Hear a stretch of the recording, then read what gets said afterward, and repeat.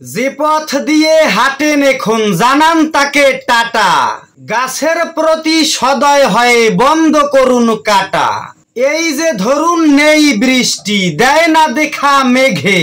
সূর্য ঢেলে দিচ্ছে আগুন তীব্রতম বেগে। আর্দ্রতারও চরম দশা আনছে গরম টেনে। অপরিসীম কষ্ট তবু হচ্ছে নিতে মেনে।